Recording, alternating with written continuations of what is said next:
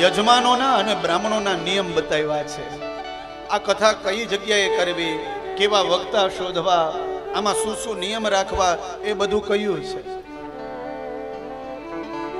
સૌથી પહેલે મુહૂર્ત કઢાવવું. પછી ઘણા યજમાનો કહે દાદા ખર્ચો કેટલો કરવો, ભાગવતજીમાં બતાવ્યું છે. વિવાહે યાદૃશમ વિત્તમ તાદૃશમ પરિકલ્પયે. જેટલો લગ્નમાં, દીકરાના લગ્નમાં ખર્ચો કર્યો હોય 50 લાખનો, તો 50 લાખનો ખર્ચો કથામાં કરવાનો હોય, એમાં કોઈ વાંધો નહીં. અને આ ક્યાંય વ્યર્થ જવાનું નથી, આ તો ઉગવાનું છે. પેલું જે કર્યું હશે ને એ વ્યર્થ જશે. ભલા માણા તમે બધા સમજો છો, પણ આ જે કરેલું છે એ કોઈ દિવસ વ્યર્થ નથી જાતું. આ તો તમે પુણ્ય રૂપી ભાથું ભેગું કરો છો.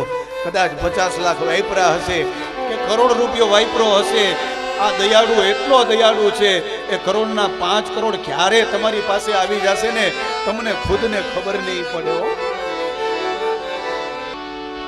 એ ભગવાન કાઢે સાહેબ. એકવાર તમારો એના ઉપર ભરોસો હોય ને તો ભગવાન કૃપા કરજે.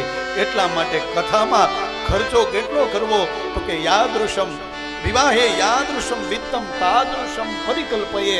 વિવાહ જેટલો ખર્ચો કરવો.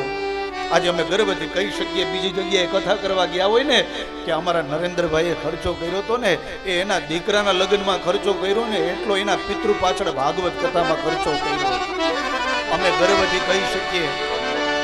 આ પાંધી પરિવાર માટે પત્રિકા બનાવીને બધાને આમંત્રિત કરવા, સારા વક્તા ગોઠવા. કઈ જગ્યાએ કથા કરવી, તો આમાં તો કહે છે તીર્થે વાપી વને વાપી ગૃહે વા શ્રવણમ મતમ. તીર્થમાં કરવી કથા, તીર્થમાં ન થાય તો વનમાં કરવી, વનમાં ન થાય કોઈ વિશાળ જગ્યામાં કથા કરવી, કે બધાય કથા સાંભળવા માટે આવી શકે. વક્તા કેવા ગોતવા, ભાગવતજી કહે છે ગમે એને આવીને અહીંયા બેસાડી નહીં દેવાના. આ બહુ ધ્યાન રાખીને સાંભળજો. દરેક કથામાં હું કહેતો હોઉં છું, આ દરેક યજમાનને ટકોર છે. જે ગમે એને બેસાડી દે છે ને એના માટે. કેને બેસાડવા, તો કે વિરક્ત. જે વિરક્ત હોય, જેનું કોઈ પેકેજ ન હોય, એને કથામાં બેસાડવા. બોલો રાધે રાધે. વિરક્ત વૈષ્ણવ. વૈષ્ણવ એટલે ખાલી તિલક કર્યું હોય યુ આકારનું કે ગમે તે આકારનું, ખાલી એ જ વૈષ્ણવ નથી. પર દુઃખે ઉપકાર કરે તોય મન અભિમાન ન આવે રે. વૈષ્ણવજન તો એને કહીએ. એવા વૈષ્ણવ બ્રાહ્મણને બેસાડવો. વિરક્ત વૈષ્ણવો વિપ્ર. વિપ્રનો અર્થ થાય નરેન્દ્રભાઈ આ વ્યાસપીઠ ઉપર બ્રાહ્મણના દીકરાને બેસાડવાનો.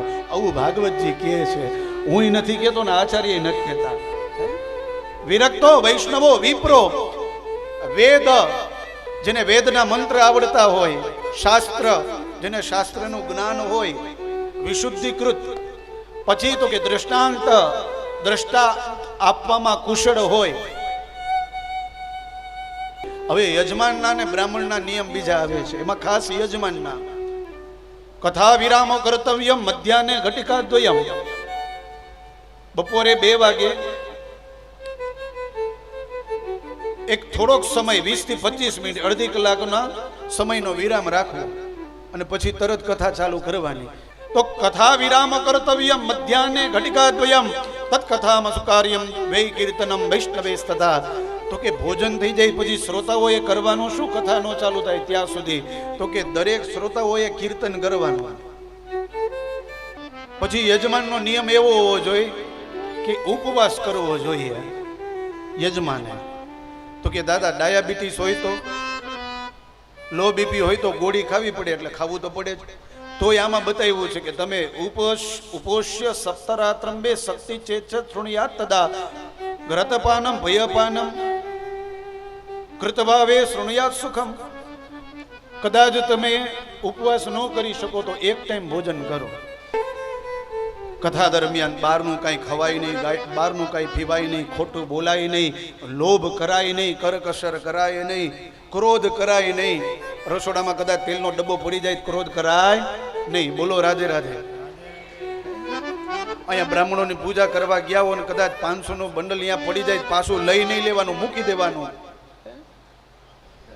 લોભ નહીં કરવાનો,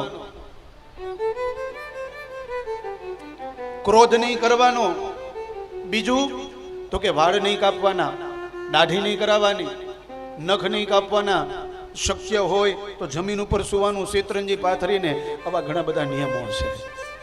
અને નિયમ અનુસાર તમે ભગવાનની કથા સાંભળશો ને તો ભગવાન તમારા ઉપર કૃપા કરશે, દયા કરશે સાહેબ.